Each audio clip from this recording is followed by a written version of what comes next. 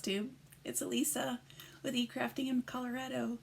Today is March 18th, 2022, and this is Flosstube number 9. So we had a pretty snowy last couple days, and the sun is out and shining here in the Denver area, and it's just been really nice to have some sun. So I'm looking forward to spring. Definitely looking forward to spring and getting some flowers in and being able to go outside again. So last month, or the last few weeks, have been much better, feeling better, still coughing, but not as much. So we're doing good on the home front. Nothing too exciting has happened. I'll just jump right into it for this go around. As always, I start with my focus piece, Birds in Bloom. This is an Aimee Stuart piece, Heaven and Earth. This is what the project will look like when it's done.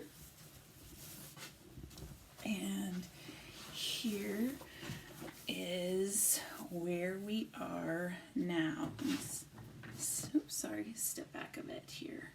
So I am now at 74.33%. I'm really looking forward to hitting that 75% mark. So 3/4 of the way done. And I've gotten past that bird, and let me just tell you, this section down there, confetti, just a lot of it. So yeah, I've got this whole section here where I'm just picking one color and working it as I go. So yeah, it's moving a little slow with that confetti, and to be honest, I'm not always really looking forward to working on this, because that confetti can just be a little disheartening because you don't make the progress like you like to sometimes. But I will be hitting that 75% complete in the next day or two. So yeah, I'm looking forward to that. So this is still on track to be completed by the end of the year. My average number of stitches I have to have done is 5,400 a month. So, oops, I think I thought I just dropped a needle, but I guess I didn't. But yeah, we're gonna get there one way or another. Come hell or high water, this is gonna be done this year, because getting a little, I don't know, I'm getting a little burnout on it. I don't think I ever said I actually took an entire year, maybe a year and a half off from working on this. So once I finally finish it, it will have been over 5 years that I've been working on that project. So yeah, I'll be glad when it's done, and I've got a lot more other projects that we can share and work on. So my next project I worked on, and this was the one that I was second guessing myself for a long time. This is Mini Evergreen and Tracy by Tracy Butler, and this is what she will look like when she's done. And here's where she is now. So this is the one that I was second guessing myself because of the way that her face had come in, and I'm gonna pop a picture in here on when I was really second guessing myself, because a lot of people said, oh no, it was the shading under her hat. But if you, and hopefully you'll be seeing this picture that I pop in here, her face was looking really creepy and just really off. So made it through the majority of her face, and this last time that I stitched it here, I only got a 1,000 stitches in, and I mostly worked over here this time. Completely different area because I had primarily just focused on her face. So, yeah, that's how she's coming.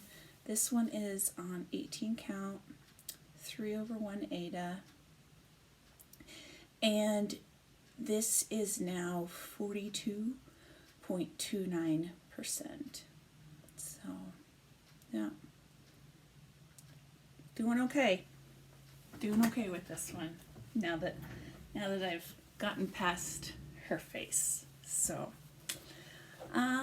okay. Next project that I worked on for this month so far is called Ottoman Tiles. And I've been kind of now second guessing myself on this project as well. As you all know, if you've been with me for a while, you know that this piece I changed from the original colors that it was called for. It was going to be mostly orange colors, and I've changed those out to now teal. Oh, here's what the project will look like when it's done. Excuse me. And here's where I am now. The reason why I'm second guessing myself a bit is because this is really looking pretty thick to me. And I've been following others on Instagram with the hashtag Ottoman Tiles. And theirs looks a lot, what's the right word for it? It looks a lot more, I can't think of the right word for it. It just doesn't look as thick. So I'm at a loss for the wordage here. But I also keep telling myself mine is looking different than theirs, and maybe theirs is on a different count than mine is. Mine is on 20 count. Maybe theirs is on 18, because I did zoom in on their pictures, and they're using 2 threads as well. So yeah, so I was just kind of questioning myself. I mostly did a lot of this navy in here and a couple of these petals. I only worked on this 2 nights. I worked on this during a Zoom with a few other stitchers, and I wanted to basically do one color because I was too busy listening and jibber-jabbering with those ladies. I wanted to pay attention and get all the advice and guidance that they have. So I don't, yeah, delicate. Those other stitchers pieces look more delicate than mine. Mine just looks very dense, and it's not that it's hard to pull through. That's not the issue. Not at all. So I don't know. I thought about restarting that, but I'm like, oh, do I do that, or do I just continue on? So if y'all have any suggestions for me, I would appreciate that. I did have a new start this month, and this is the only other project that I worked on this month. I decided to join Cat Talks and Calico Whimsy, and there's another Flosstuber. I can't remember her name, so I'm sorry if you're watching this. I'm sorry, I can't remember your name. But they're doing a Mill Hill spring. It's a Spring into Mill Hill challenge. That's their hashtag, and I'll try to put that here. Spring into Mill Hill. And so I joined in late. Oops, this is the piece that I'm going to work on. I think this is a new one from Mill Hill too. It's called Honeybee. Never worked on a Mill Hill before at all, so I was kind of apprehensive with starting this. Yeah, a little apprehensive. So I reached out to Calico Whimsy, and she's so sweet. Here's where I am now. But she does a lot of Mill Hill, and she likes to stitch her projects two-handed. And so she was kind enough to send me the links to the two videos, Flosstube videos, that she did on showing how she added fabric to it. And I only added the fabric to the two sides of it. This was just little scraps that I was going to make grime guards out of, but I never have. So because I have a real apprehension with my sewing machine. So I have a sewing machine, I'm just scared to use it. And anything electric, I'm scared to use. But anyway, going back to this. I worked on this, I think, 2 nights. I really have enjoyed this. If you notice, I didn't grid this piece. Hey, Elisa can stitch a project without gridding. How about that? But, so we've gotten into that, and I kept wanting to continue on with this and just get it done, but I'm like, no, I'm going to stop. So I just did 2 nights on that. And then I have to share, I'm all in with the modern stitchers now, y'all, because I made my own floss drops out of scrapbook paper that I had. These are just scraps of scrapbook paper. I have all the stuff for this. I have the punches, I have the paper, I have the rings, I have all of this. Why did I not try this before? So I thought, I followed Needleberry Stitcher's tutorial. I think it wasn't her two videos ago on how she does it, and she did a great job doing her little tutorial. So there's my floss drops. I'm using them. They've been great. I always was worried about just little spare threads, so I just, here we go. Here's my little spare thread that I just added to the side. So that was a new experience for me for this month. Yeah. So we did pretty good. Excuse me. Okay. Moving along to shout outs. I have 2 that I want to shout out this month to, or for. The first one is for Diane with Frog and Fudge. And Diane, I want to apologize that I haven't shouted you out before, because you are one who whenever you pop up, I stop and I watch your videos. Diane has a real nice repertoire of the types of stitching that she does. She does the governor, she does kits, she does dimensions, she's got Lenart, she's got Nora Corbett. Yeah, and then she also took us to her mother's house on one of her videos and showed different pieces that she had stitched that her mom has still hung up. And I really enjoy watching her, and she finds some different vintage or eclectic type of pieces that she'll find off of, if it's eBay. She's in the Netherlands, so I can't remember if eBay is a thing out there. It's called something else. But I really like Diane. And then the other thing that she does is she makes her own project bags, and they're gorgeous. They are just gorgeous. She's made a nice little surprise for all the Stitchketeers and for the projects that they're all working on together as a cell. So she's really a sweet lady. So please check out Diane with Frog and Fudge. I'll list her down below. And the other one I want to do a shout out today is for Deb, who is the traveling stocking stitcher. Now, on my first video, I had mentioned why I like Flosstube is because there's a variety of different types of Flosstubers.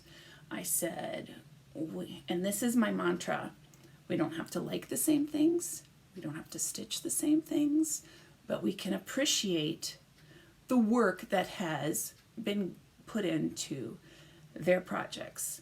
And Deb really fits that bill on that explanation of what I appreciate in other stitchers.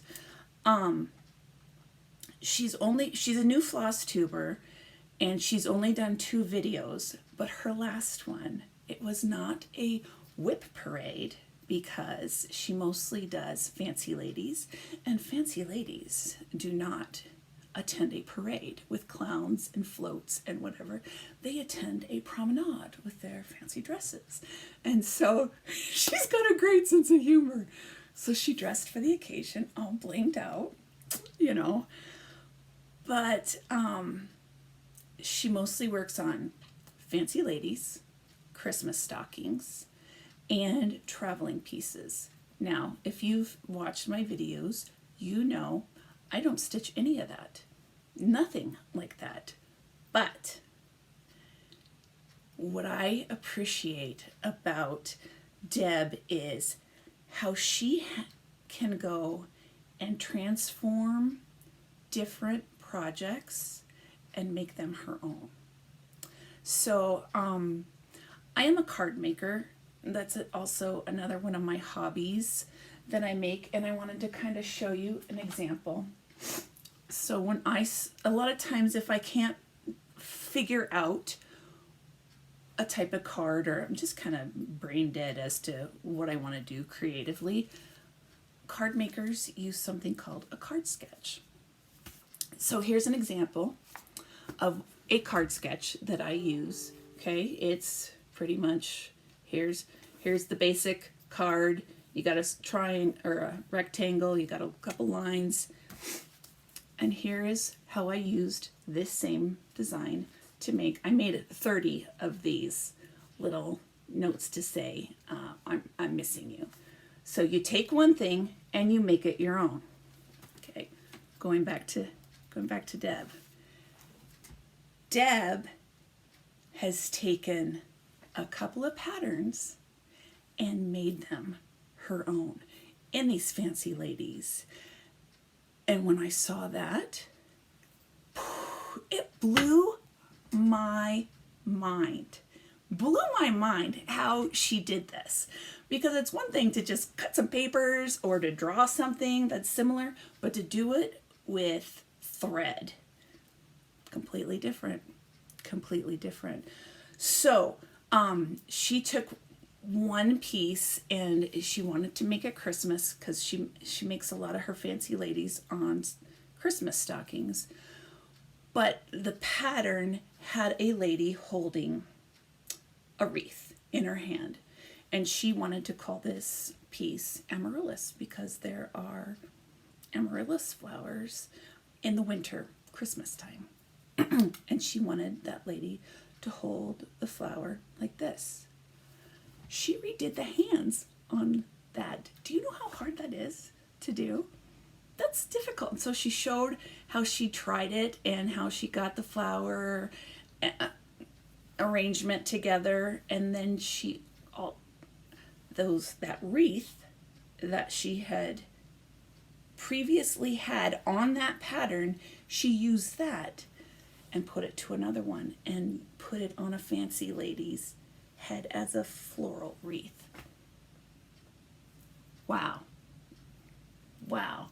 And here I just showed you, I can't hardly change colors by stitching. So please check out, again, her name is the Traveling Stocking Stitcher. And the other thing that she stitches are pieces that she's traveled to. What a nice memory of a place that you've gone to. And can you imagine that you're stitching away? I always have stories going on in my head when I'm stitching or thinking about things. Can you imagine revisiting that place that you have gone, had a really nice time with your loved ones, met new people, sightseeing, whatever, and you're stitching that away? So I highly suggest that you check her out as well. So I want to do a quick thank you. I got a big shout out for myself, and that was from Darren, the Dizzy Stitcher. And I watched Darren already, but then I had a friend message me, and she's like, Darren from the Dizzy Stitcher shouted you out, and I was like so excited, and I had quite a few visitors, so thank you, Darren, for that. That was really nice of you, because, you know, I'm just small potatoes compared to these fancy Flosstubers with thousands of subscribers. I'm just a little one amongst the many. So I appreciate you doing that for me. Okay, so a little fun here. My last video talked about I asked for suggestions on puns or a wordplay for when we wanna stitch and we just get a little cranky. You know, life gets in the way. Maybe the kids have school that we have to run them to, or cooking dinner, or errands, or whatever, and we just want to be left alone and stitch, and you can't. So I'm gonna I got 9 really good suggestions. We got one twice.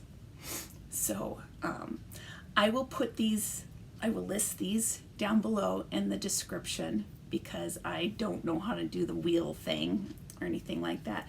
But I want your opinion on which ones you think are good to choose, and then we'll start using that little wordplay or word pun for when we get when we can't stitch and we want to. Okay, so here's the 9. We have stitch deprived. We have crafti-pated. We want to stitch, but we don't know what to work on. We have stitchi-pated. So you want to stitch, but you can't. You might throw a stitch fit. This one is Stankerin. You're hankering to stitch. There's a stitch rage, which I kind of did that last month with my husband. I went into a stitch rage because I just wanted to stitch and I couldn't. I had to take care of responsibilities. This one got 2. It's Stanky. So you're stitch cranky, and I thought that was a good one. So I always thought it was interesting that 2 different ones suggested that one. There's a thread rage. Are you going to go into your thread rage if you can't stitch? And the last one here is Stitchtrum. So a stitch tantrum. So I'm going to, again, put these down below. You guys vote. Put a comment down. Vote on this video. Let me know what you decide. And then on the next one, well, I'll let you know who the winners are. Okay? Alrighty. So the last little bit that I wanted to share was I just had a no, I was gonna say a small haul, but there's a few things. So you saw my mill haul, the buttons and beads. I got another mill haul. This little one called, let's see, what is this called? Autumn Gold. And look, this is how big it's gonna be. Look at how tiny that is.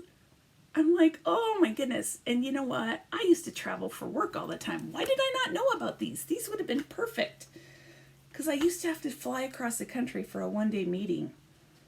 These would have been perfect in a go bag, you know. So, Autumn Harvest. I'm thinking I'll start that. But this could be, you know, late summer, early fall. That looks like a sunflower to me. And I really like that. So I could put that on my tier tray too. And this is something, after I had that Thea Governor issue with running out of threads, I bought this one. And this, I already had one of these DMC color cards, but this one has the real threads to it. So, and I already have used it. I used it with this Mill Hill because these floss come and they're like, okay, well, here's light blue, there's dark blue, and then a medium blue. Well, which one is that? You know, which one is that? So I just opened this up and I worked out great. Oh, because Mill Hill does have the DMC numbers, but I still wasn't sure which one was which. So I know I'm going to put that thing to good use. The cheapest I found that was on 123 Stitch. It was out of stock for quite a while. So when I got a notification that it was back in stock, and I wanted to join that Mill Hill sale for spring into Mill Hill, I was like, okay, I'm buying these little things. Okay. And then the other things that I bought, because I wanted to help some of the Ukraine designers, cross-stitch designers. So I bought, sorry, I'm using my husband's tablet because I'm filming on my tablet. So one of the ones I bought here, and this is from 2x2 Stitch Art. Oops, look how pretty that is. And then she's got, she or he, this company, it's got different options on how, oops, you get that little arrow there.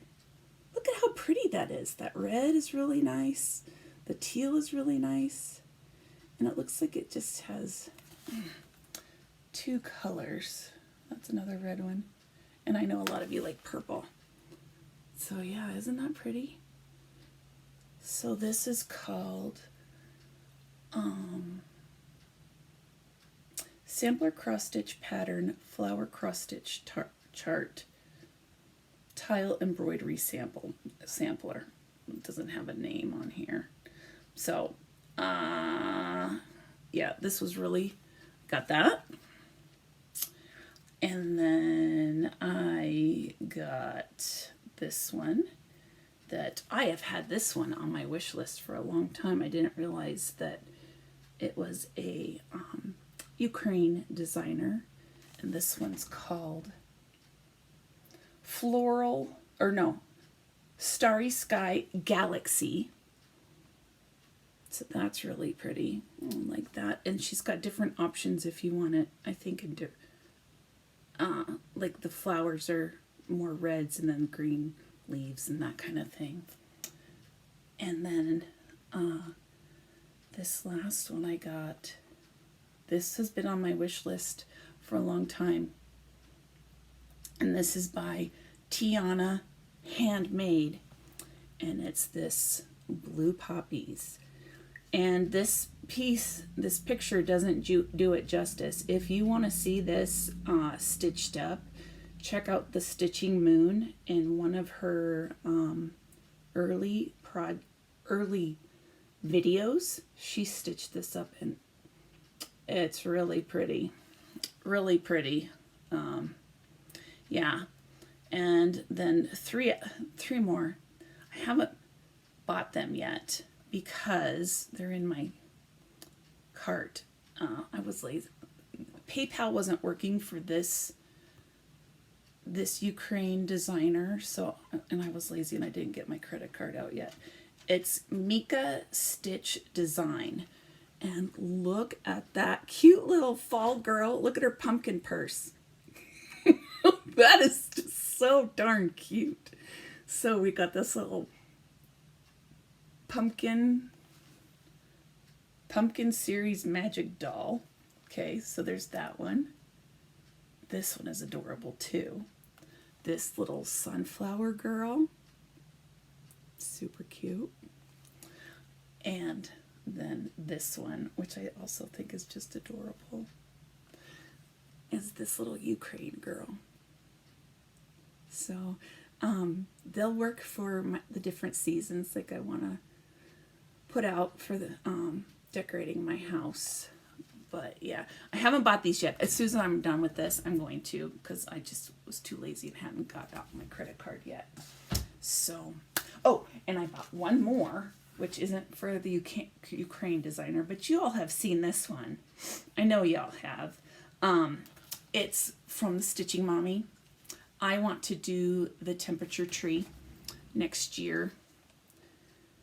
So I bought this one as well because I've heard a lot of Flosstubers say that they wish they would have started this tree ahead of time so that they could stay up on it as the year went along. So I was thinking of putting this in my rotation just to do the tree trunk and the branches, and then come 2023 I'm ready to work on that. So that's all that's happened for this month.